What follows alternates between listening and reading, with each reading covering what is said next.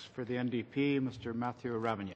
Oh, thank you, Mr. Chair, and thank you, Mr. Adler, for being here to defend your bill and for taking a hit for the PMO's office. It's a pleasure to have you here. It's clear that this bill has some serious legitimacy issues. I mean, even your honourable colleague, Mr. Calandra, admits that it's a witch hunt. I can give you the record for that witch hunt. Linda Keane, regulator for Atomic Energy Canada, fired and immediately called a Liberal appointee. Richard Colvin, Afghan detainees, subpoenaed to testify before committee. The minister at the time questioned his integrity, his professionalism. There are suggestions he was a partisan. Kevin Page, maligned. Suggestions he was a partisan. Marc Mérin wears a jersey, repeated just a couple of minutes ago by Mr. Zimmer. A partisan jersey. They've accused Elections Canada of partisan actions in the past, such as raiding Conservative headquarters. Yeah, that is not what I said. You can check the record. That you're completely misstating what we said, and I think you misstated with Mr. Calandra and myself. So please state the facts. At least quote me accurately. Thank you. On the same point of order, Mr. Angus. Yes, I think the issue here is that my colleague was using the same reference that Mr. Poilievre used when he attacked Mr. Méran. So my colleague was repeating the smear by just saying that they should be wearing they shouldn't be wearing partisan jerseys. No, he said that I so said. He was repeating the smear. He said that I said a particular you don't have the floor. Okay. Sir. Yeah, if I could on the finish same my point question. of order, Mr. Calandra.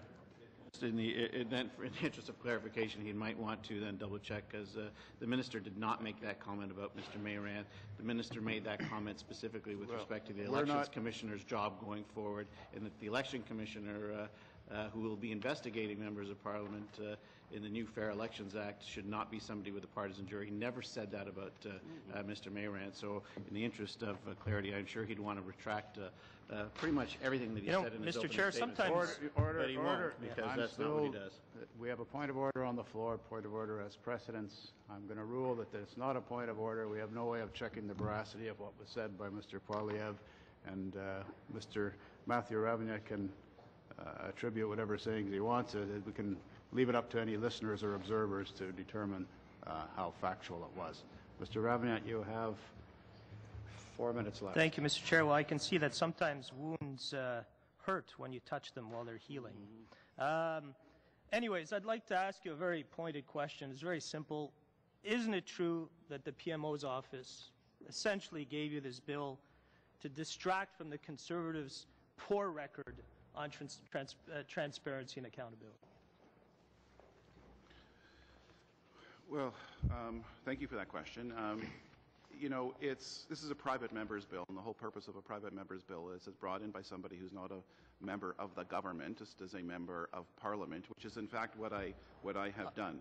I hope to muster the support of as many members of Parliament as possible, and in the outcome of passing this very important piece of proposed legislation, which I think would be okay, well, thank you for that answer. I think that pretty much answers what the problems with this bill go on and on. I mean, and we're not the only ones to be pointing it out.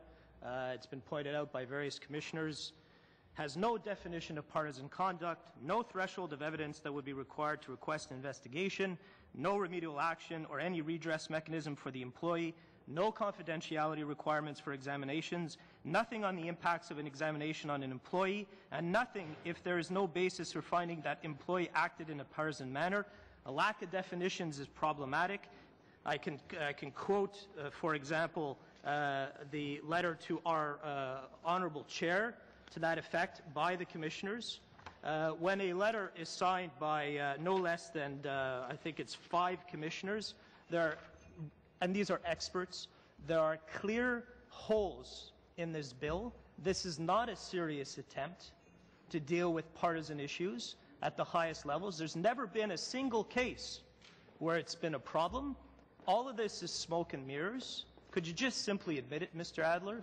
This has nothing to do with true dealings with cases of partisanship, and it's a flawed bill.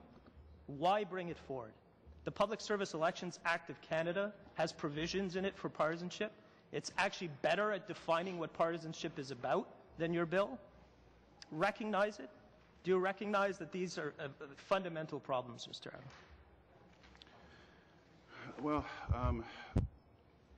I don't know if I'll be able to persuade you of anything other than your own conclusions. I'm not the only Mr. one Ravignat, saying it, but Mr. Adler. Let me.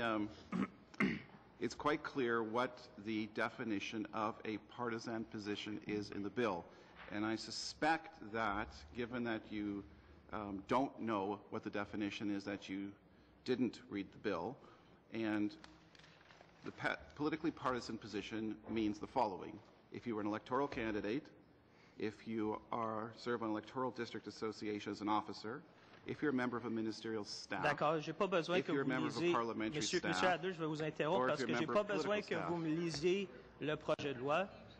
One at a time.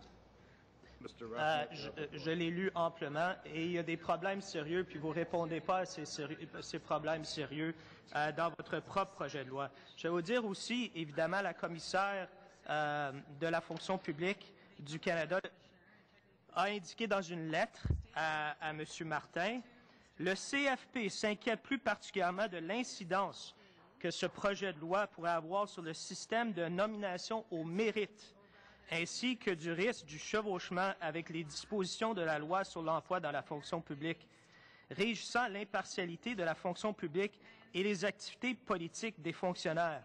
C'est assez sérieux, hein, quand la Commission de la fonction publique prend le temps pour adresser une lettre au gouvernement à propos des lacunes dans un projet de loi, des lacunes qui existent dans votre projet de loi.